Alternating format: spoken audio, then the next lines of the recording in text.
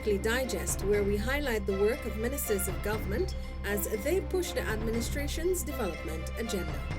Picking up from where we left off last week, Minister of Amerindian Affairs, the Honourable Pauline Sukai, has urged Amerindian villages to prepare for the upcoming village council elections, which will elect 2,000 councillors to govern their communities. The call was made during a recent visit to Amerindian communities in the Pomeroon-Supernam region. So I ask that you start to prepare. Our 36 months is nearing, and we don't want to have last-minute rush. Our ministry is on the verge of preparing. We are also preparing some manuals which we will be using to prepare our leaders, those that are current and those that may come in the future. We will go back to the position where our ministry will be helping with building our leadership capacity, not only in accountability, but also in terms of governance. Village council elections are held every 3 years. The last election was held in May 2018. Minister of Home Affairs, the Honourable Robeson Ben, is on a quest to expand community policing groups. During a visit to the Amerindian community of Aishalton, located in the Rupununi Savannah, Upper Takatu, Upper Essequibo region, Region 9, Minister Ben encouraged young men and women to serve their community in this way. We have issues of femicide, killing women and beating up women. We have issues of child abuse, either sexual or otherwise, all over the country. And we want the CPG groups to identify the issues in the communities which put the safety and security of the police of the community at risk. Minister Ben said volunteering with the CPG will serve as a bridge to join the military and security forces. The Home Affairs Minister had resuscitated the community policing groups in November. Meanwhile, Minister Ben is also exploring a request for shotguns by Tushau Michael Thomas on behalf of cattle farmers who have been faced with repeated cases of cattle rustling. 15 councillors were sworn in at Region 8's Regional Democratic Council. Minister of Amerindian Affairs, the Honourable Pauline Sukai, charged the newly elected group to devote their energies to enhancing the lives of their constituents. What you have to do as council members is ensure that you provide a level of strong leadership, consistent leadership, and the political will to serve the people. The minister also pledged to assist the new RDC to achieve its goals in the provision of government services. I am available and willing to provide a level of support, guidance, representation alongside you in collaboration with the Minister and the Ministry of Local Government and Regional Development. Minister of Local Government and Regional Development, the Honourable Nigel Darmlal, who accompanied Minister Sukai to the region, underscored the need for effective leadership within the region. Your leadership in our villages, your leadership in this region will be critical in ensuring that the services that are desired by our people and the services that ought to be provided to our people by the government, that those services meet our people expeditiously. Minister of Health, the Honourable Dr. Frank Anthony, says very soon countries including Guyana will be able to access their COVID-19 vaccines under the COVAX mechanism. This comes after the AstraZeneca vaccine, which Guyana is slated to receive through COVAX, was approved by an independent advisory committee in the United States. AstraZeneca has already been approved and is currently in use in the United Kingdom, European countries, and India. One of the vaccines that COVAX is going to use is the AstraZeneca vaccine. Yesterday, the expert group reviewing the vaccine met, and they have given a green light to AstraZeneca's vaccine. So we expect that the World Health Organization would also at some point during this month authorize the use of the AstraZeneca vaccine. Apart from COVAX's 104,000 vaccines, Guyana will also access vaccines through a CARICOM African Union brokered agreement for 149,000 doses of vaccines, for which government will stand the cost. The Chinese government has also committed to donating 20,000 of its Sinopharm vaccine. Government is also in talks with India and Russia to acquire more vaccines for the population. There are other manufacturers of vaccine, which includes India, and we have had some bilateral discussions with them. They require some documentation. Those documentation have been sent, and we are now awaiting a formal response from the government of India pertaining to the documents that we have sent. So once we get that, we'll be able to say definitively what the arrangements would be with India. In addition to that, we are also talking to Russia and the manufacturer of the Sputnik V vaccine. And again, those discussions are ongoing. Prime Minister, the Honourable Brigadier Retired Mark Phillips, and Minister of Parliamentary Affairs and Governance, the Honourable Gail Teixeira, on Tuesday travelled to 4 Amerindian villages in Guyana-Mazarini, Region 7, where they disbursed COVID-19 relief funds for investment in 12 communities. Prime Minister Phillips first visited the community of Mbamadai. He encouraged villagers to select projects which will bring economic development to their communities. Your collective thoughts will have to be brought to bear at the level of the council, chaired and presided on by the Tushao. And from that process, you identify your project, you get your estimates and so done, you sign off in terms of the minutes and everything, you agree, and then you start the project and you monitor it until the end, because you as the leaders of your community are responsible for the development of your community. We at central government level can only facilitate, and that's what we're doing today. Mbamadai and its satellites of Omanik, Kambaru received $10 million, with Chenoweng receiving $10 million and Wax Creek $5 million. Prime Minister Phillips also visited Philippi, where he disbursed $15 million to the village, while Amukokopai and Wailing both received $3 million. Parima received $10 million. Meanwhile, Minister of Parliamentary Affairs, the Honourable Gail Teixeira, disbursed $10 million to Kamarang Warwata. $10 million grants also went to Kako, Waramadang, and Kobana, while Jawala received $15 million. It has to be a community project. This money is not going into one person's pocket. Nor is this money to be used in the, the easy way. When you have to call people in the community together and decide on a date and sit down and talk and hear different views and come up with a decision, take time.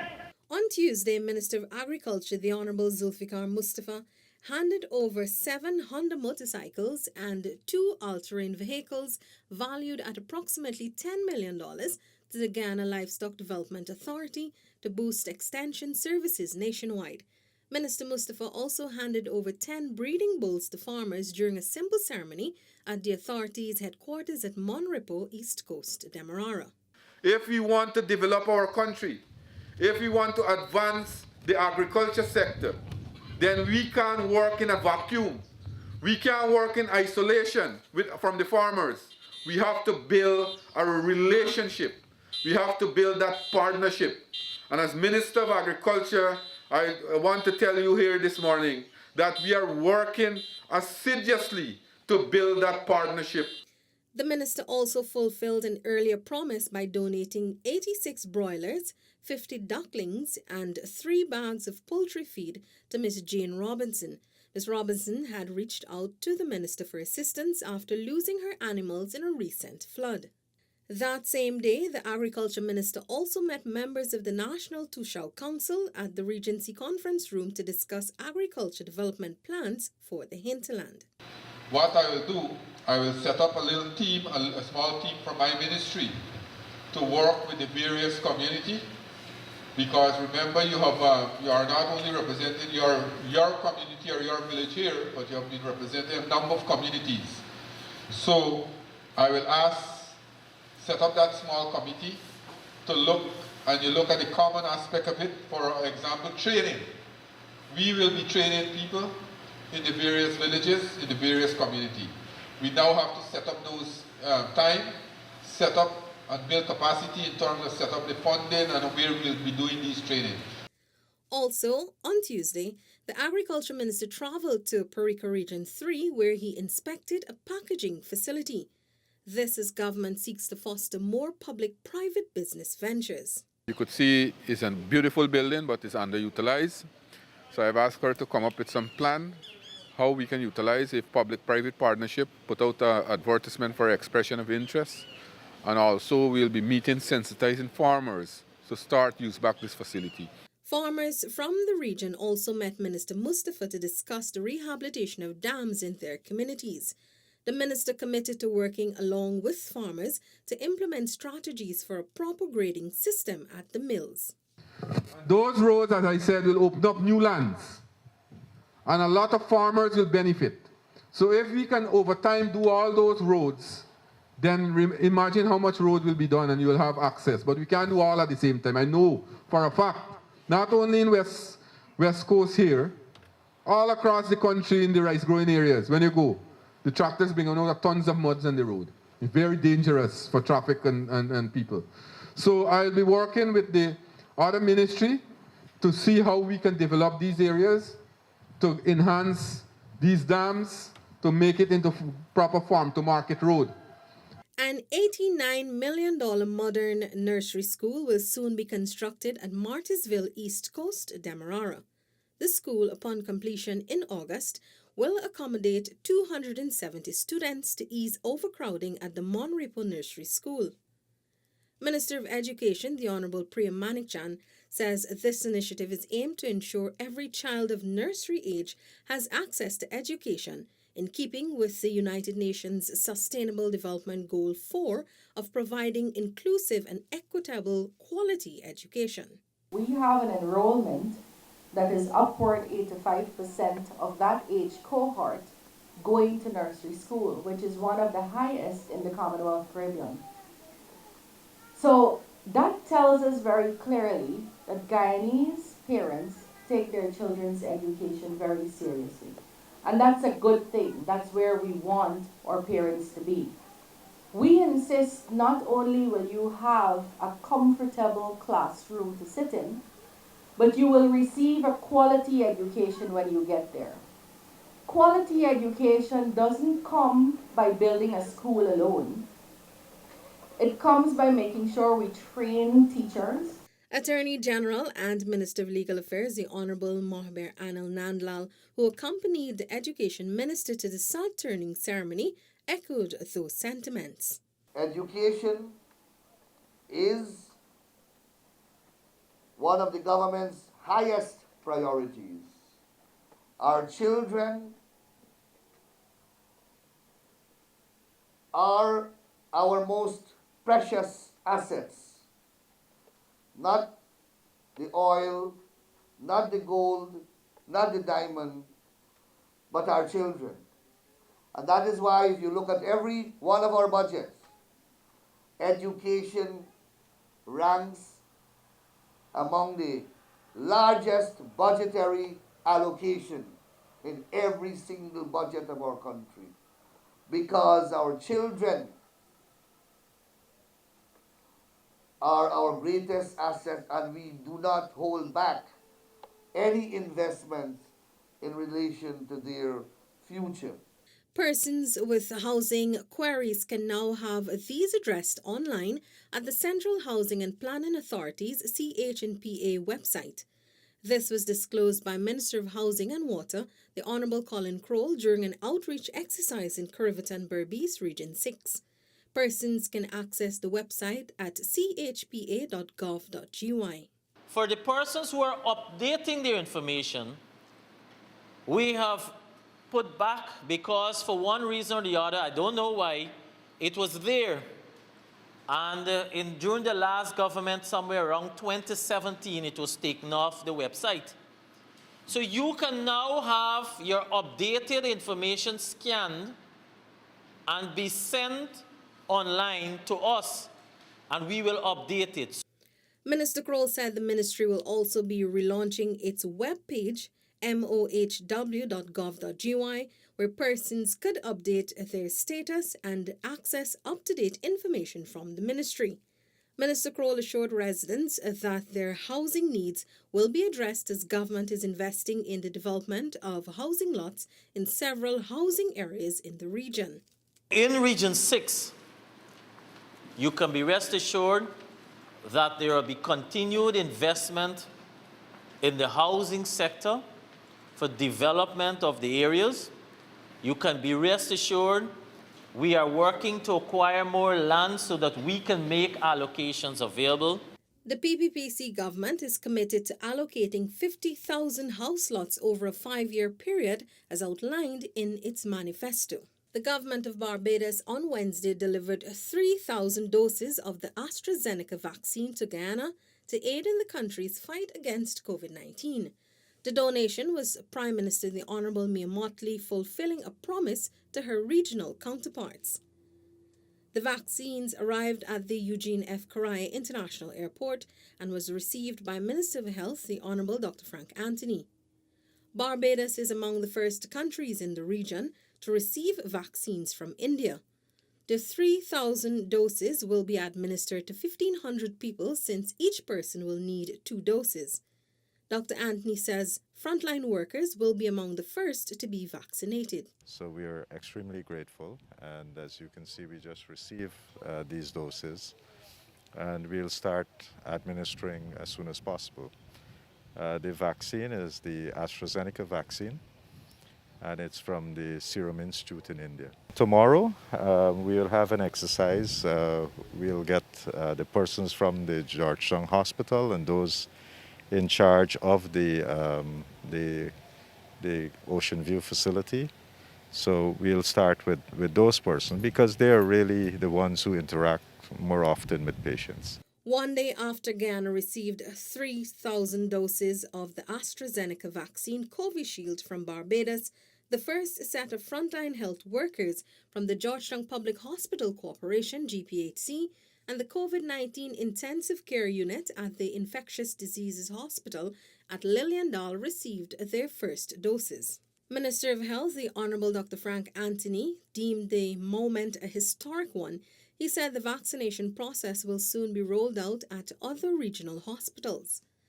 The first worker to receive the vaccine was Brunette Bernari, a pharmacist attached to GPHC. Other persons to receive the vaccine Thursday included senior health officials such as GPHC's CEO, retired Brigadier George Lewis, Dr. Fawcett Jeffrey, and Dr. Mahindra Karpen. At the close of the day, 318 persons were vaccinated. 27 Blairman families will receive electricity for the first time in years before the end of March. Minister within the Ministry of Public Works, the Honourable Deodat Indar, gave this assurance during a meeting with residents in Region 5. Minister Indar was accompanied by a minister within the Ministry of Local Government and Regional Development, the Honourable Anand Prasad. Front can get right away, but the ones at the back will have to find a way to get independent poles within that area to power the area. But all to our 27 houses in Blairmont, in 4 to 5 days, will have electricity. Prolonged low voltage being experienced by residents of the Edward Village West Coast, Berbice, will also become a thing of the past after Minister Indar instructed the power company to begin an assessment to remedy the years-long problem. The GPL team was with me. When we looked, I can't identify one single transformer in a whole area. So if you don't have a transformer, it automatically tells you low voltage is the issue.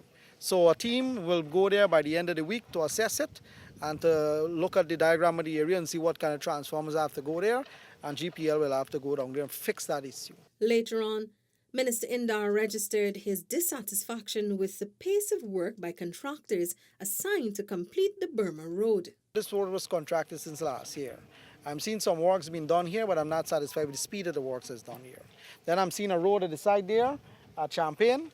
There's a piece of road that had to be built there. Mobilization was skim to none.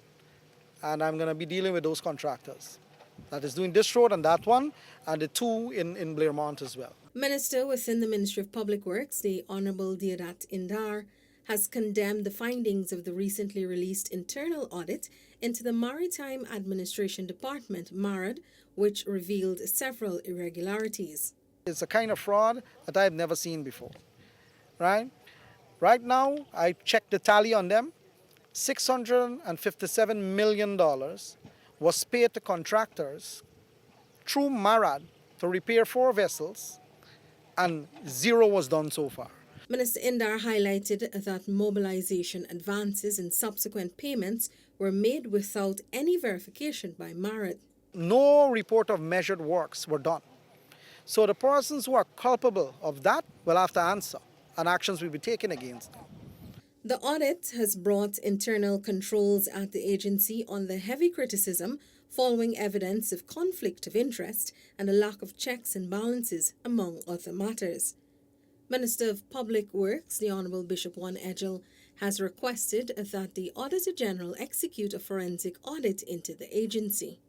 The National Assembly on Thursday passed the Deceased Persons Estates Administration Amendment Bill 2020. Attorney General and Minister of Legal Affairs, the Honourable Mohaber Anil Nandlal, presented the bill for a second reading before it was passed during the 18th sitting of the National Assembly.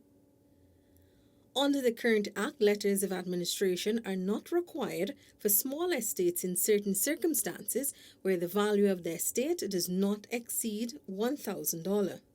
During his presentation, Minister Nandlal explained that the new amendments increase the value of estates for which the registrar may summarily appoint an administrator from $1,000 to $750,000. On Friday, government presented a historic $383.1 billion national budget, Guyana's largest fiscal plan to date, with a range of transformative measures to improve the quality of life of all Guyanese. Themed A Path to Recovery, Economic Dynamism and Resilience, the 2021 national budget has also been financed without any new taxes. Senior Minister in the Office of the President with responsibility for finance, Dr. Ashni Singh, made the 4-hour-long presentation to the National Assembly.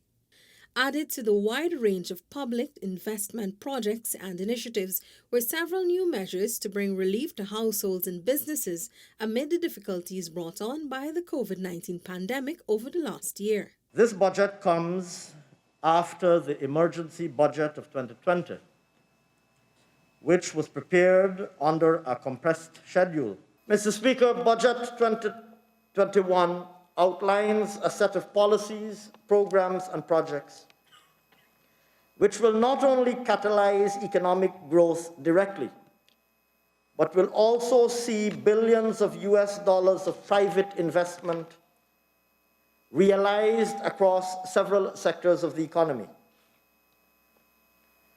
Over and beyond oil and gas, the opportunities in agriculture, in tourism and hospitality, in manufacturing, in the service sector.